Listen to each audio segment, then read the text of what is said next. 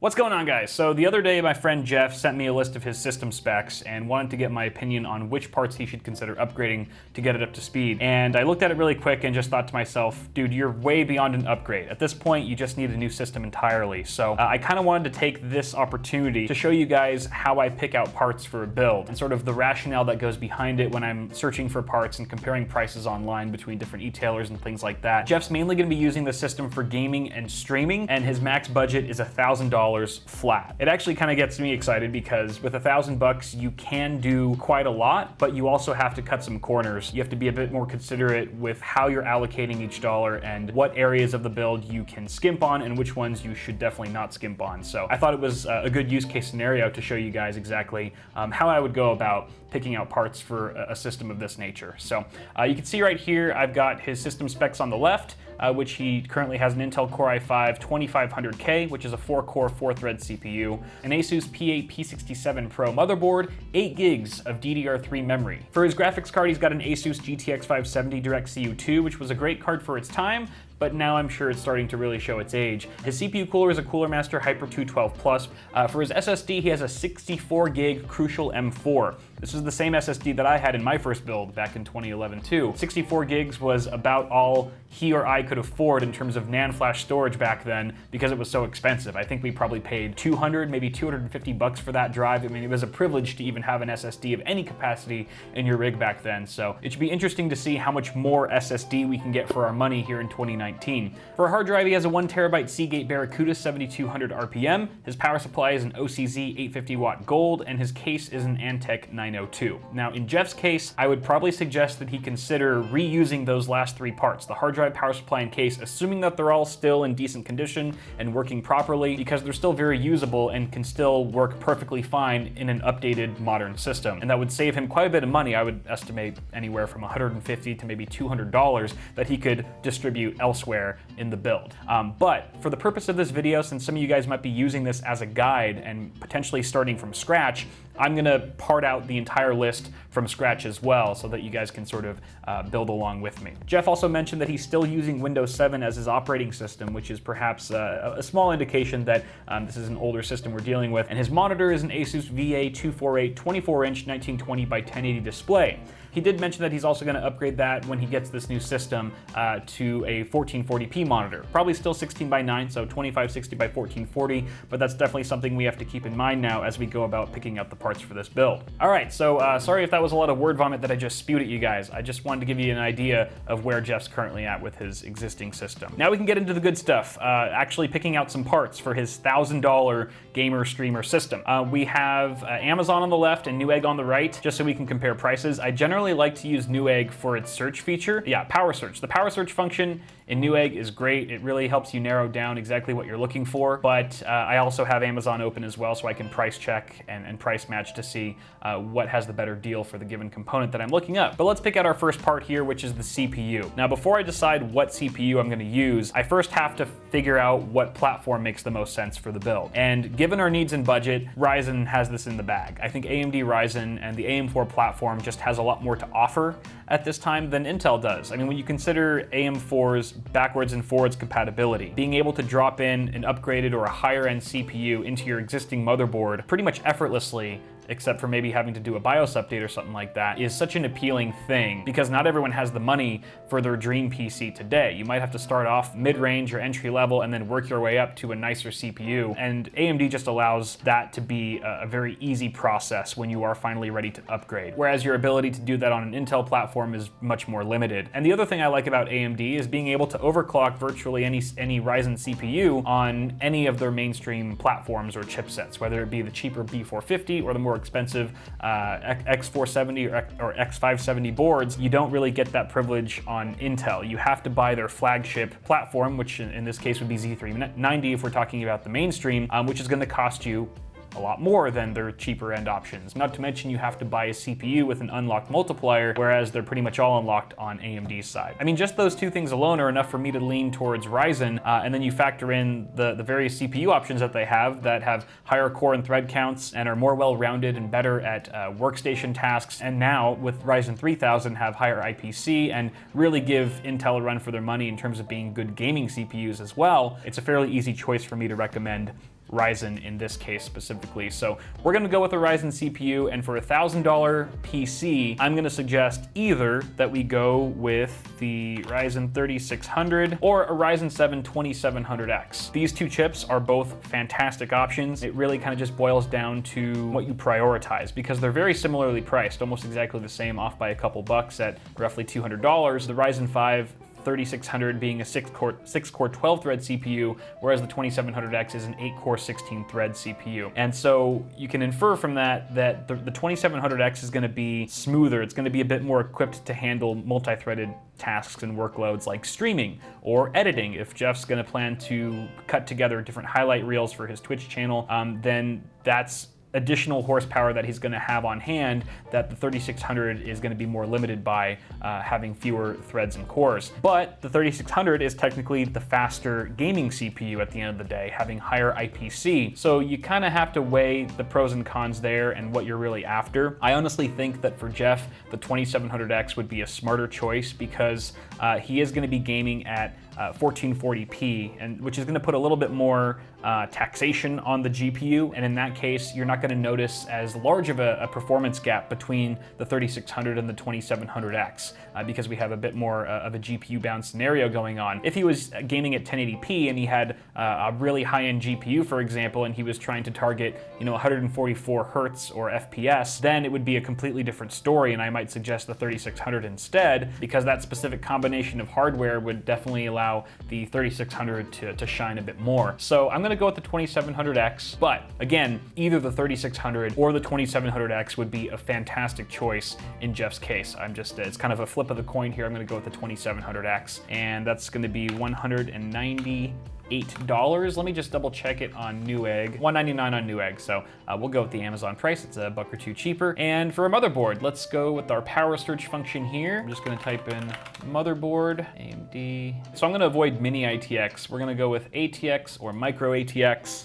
And our platform, I'm gonna stick with B450. I don't think we need X470 or X570. We're gonna save some coin going with the cheaper platform, but still being able to take advantage of overclocking and scalability and that sort of thing. And let's see what we got. So these are the search results that initially pop up, but from here I usually sort by lowest price, and I sort of work my way up, and I go, okay, a $65 board, these are probably going to be way too cheap and not quite as reliable. And so I kind of, generally sort of know by now what the bare minimum is you should spend on a board for it to be not a piece of crap, for lack of a better phrase. So I typically recommend anywhere from $100 to $120 or $130 for a solid board that isn't going to crap out on you, that's not going to be a problem or a headache, a few months down the line. Oh, the other thing I should mention is that we don't want any refurbished or used products here. We're just going to do new, fresh hardware. It's not that kind of video where we're looking for, we're not trying to be thrifty or anything. So I'm gonna sort by new as well, add that into the filter. And now we're just looking at new products that are still backed by full warranty and return policy and all that. The MSI performance here, I think that's still a little bit on the cheap side. I feel like there was a good B450 board. This one, the B450 Tomahawk from MSI, has been a very well-reviewed motherboard. I think it only has a 4+2 power phase, but it's relatively efficient. You get some decent features on it as well for as cheap as it is. Let's see what the rear I/O looks like as well. Okay, so you get a few USB 3 ports. There's HDMI and DVI, dual link DVI, and it looks like a clear CMOS button on the back, which I do appreciate. 116 bucks is right in that sweet spot that I was talking about. It looks like we've only got one M.2 slot. It is NVMe supported, of course. We probably don't need more than one, honestly, for a build of this stature. Most people are going to be populating one slot tops and then maybe having some mechanical storage on top of that. So I think this is a pretty good option. Let me just check really quick to see what else is around this price point. So there's a tough board, there's the B450F, the Asus ROG Strix model, but that's also $15 more. It's a bit nicer looking. It's got some RGB on it. And I think it looks like a 6+2 phase power design. And obviously, if you're considering upgrading to, say, like a higher end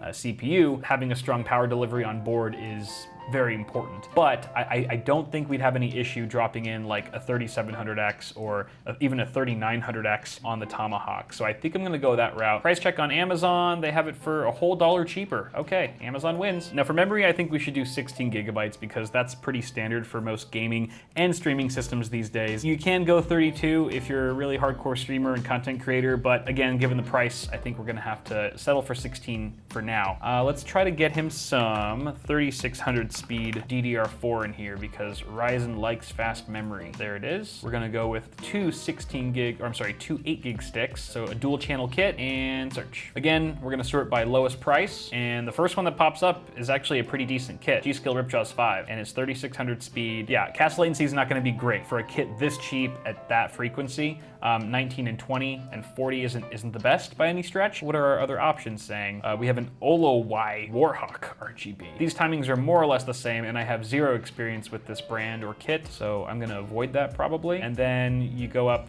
$5 for this kit, which has the same timings. Ripjaws 5 in black has even worse timings, and then it just keeps going up from there. So I'm gonna stick with this red kit, and I don't give a rat's ass about how this build looks, guys. It's funny how color can make such a difference in price. This is a $10 difference compared to the black model, which is a lot when you're talking about a part that's under $100 to begin with. Newegg wins this round, $93. What are you smoking, Amazon? All right, now let's talk GPU. So for a gaming system, I typically give most of the budget to the graphics card. Most games are still GPU dependent, so you're gonna see the most uplift from your GPU, more than you will your CPU or your memory or your storage or anything like that. Now here's where Jeff gaming at 1440p becomes a really important piece of information because we wanna make sure that he has enough horsepower to drive that resolution, drive that many pixels at well above 60 FPS for a super fluid experience. I'm gonna select RTX 2060 Super. Might as well look at RTX 2060, which means we should definitely throw in an RX 5700 and 5700 XT. Why don't we look at RX Vega 56 as well? Why not 64 too? Sorting by lowest price again, the RX Vega 56 is $300. Oh wait, that's a terrible shroud though. We don't want to blow our fan either.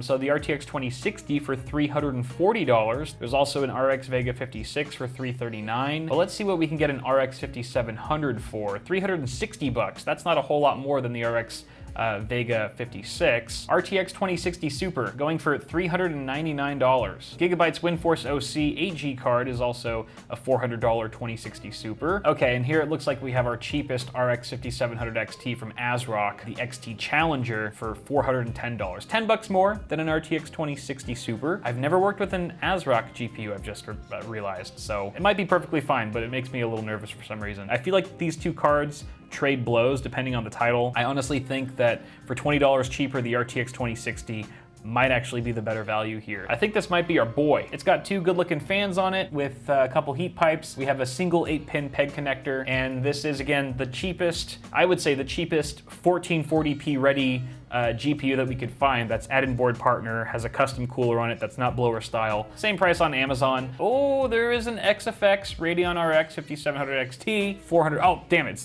I'm not even looking at the cooler, it's a stupid blower fan. Okay, never mind. We're gonna go with the Gigabyte RTX 2060 Super. Now for our CPU cooler, this is sort of a no-brainer. We do not need a CPU cooler because our Ryzen 7 2700X already comes included with a Wraith Prism LED cooler. Actually, a very decent stock cooler, relatively cool and quiet for what it is, and it saves us a nice handful of money that we can allocate elsewhere.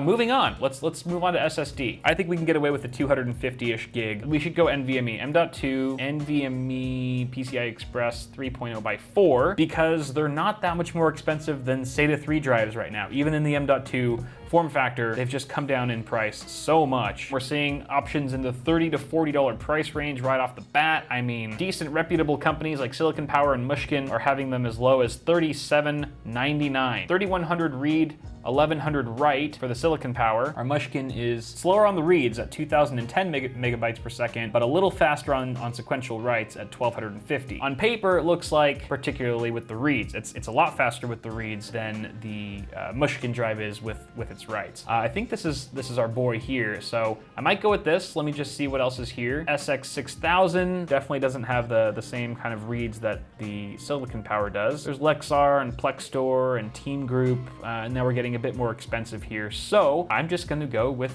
the Silicon Power. Looks like the reviews are pretty solid too. $39 for 256 gigs. You even get that extra 6 gigs in there. That's fun. Amazon check.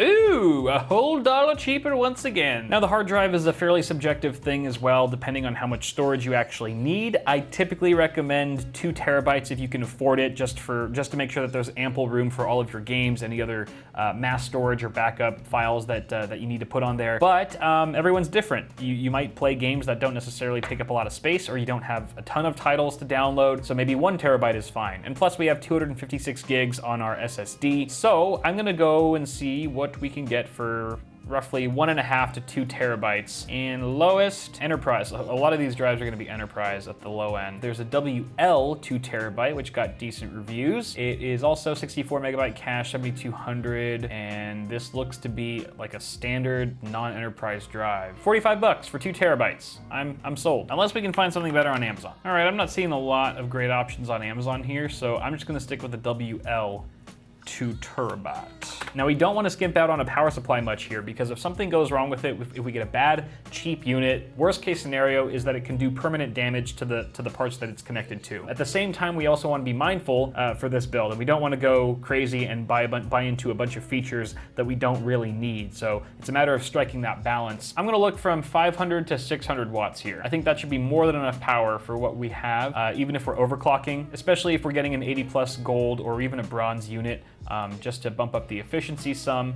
That should be plenty for our needs. Search, lowest price, and I'm going to just avoid all of the brands that just scare me. It's kind of like PSU racism, but there are just certain brands that I will probably never touch or recommend to people. They could be perfectly fine. Like this one has phenomenal reviews. 1,300 people have given an average of 4 out of 5 eggs on this thing, but for some reason, it just terrifies me. These EVGA units don't look bad. There's the BR and the BT. Both of them are 500 watts, 80 plus bronze. There is an S12-3 from Seasonic. I don't know why the reviews are so low. I love this unit. I love Seasonic power supplies. They've always been so good to me. Okay, people are complaining about coil whine here. At least this guy is.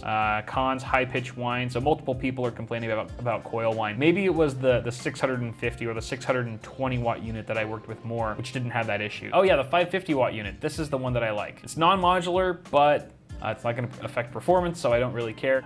So that's actually a really strong contender, and the prices aren't getting much cheaper here. So I'm going to go back to the Seasonic unit. Amazon survey says, same exact price. Good competition, you two. Okay, let's lock that in at $54 and move on to our last component here, which is the case. And this is sort of an area where you can skimp, but only for certain things. You can't skimp on airflow. You can skimp on aesthetics and maybe a little bit of the quality of the chassis, but don't skimp on airflow, especially if you're planning to cram as much power into this thing as possible. Those components are gonna get hotter, and you're gonna be in a bad spot if you don't have healthy circulation in the case. Actually, hold on. I want to quickly add up the parts here to see how much money we have left for a case, or if we happen to go over our budget and we have to rework some things. $925. So we have $75 left for a case. This is working out beautifully, and I'm very happy. I didn't think it was going to be that dead on. So I guess I'm right on target here with our price range. I'm going to select new, lowest. All right, skip all this crap.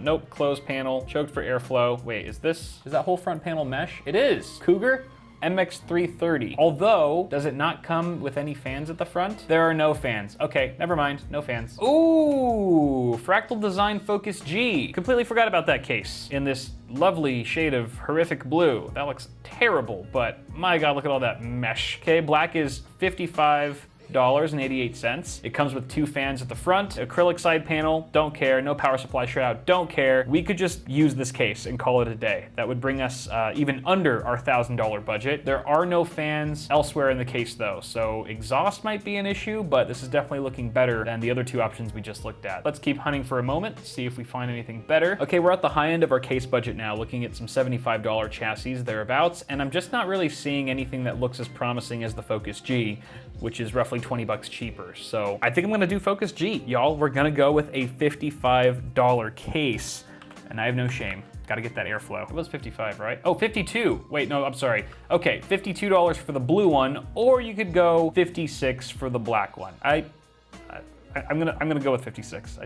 The blue one looks too horrible. I know I said that aesthetics didn't matter, but since we're a little under budget, they can matter a little bit. That brings our grand total to $981. We still have $19 to spend. Ooh, fun money. I think with something like this, you know, just hypothetically, if I was to really round out the $1,000 budget and make the most of the $1,000 in full, I would probably spend that extra 10 towards a black memory kit just to match the motherboard and the case. This is the sort of thing where it's like once you've ticked all the boxes with your performance requirements, then you can maybe have a little bit of extra money for aesthetics and cosmetics, even if it's just like, you know, an additional $10 to make something color match, for example. And then the other $9 you can donate to charity or something, I don't care. But just like that, we have pieced together the very best streaming and gaming system we could possibly muster for $1,000. Now, if we wanted to change that title to the fastest gaming or streaming rig for $1,000, all you'd have to do is swap out the Ryzen 7 2700X for the Ryzen 5 3600, since that's the faster gaming chip of the two and would yield higher frame rates overall. In the end, the 3600 provides a better gaming experience for the player, whereas the 2700X provides a better watching experience for the viewer of the stream. And the last thing I'll leave you guys with is that picking out parts for a PC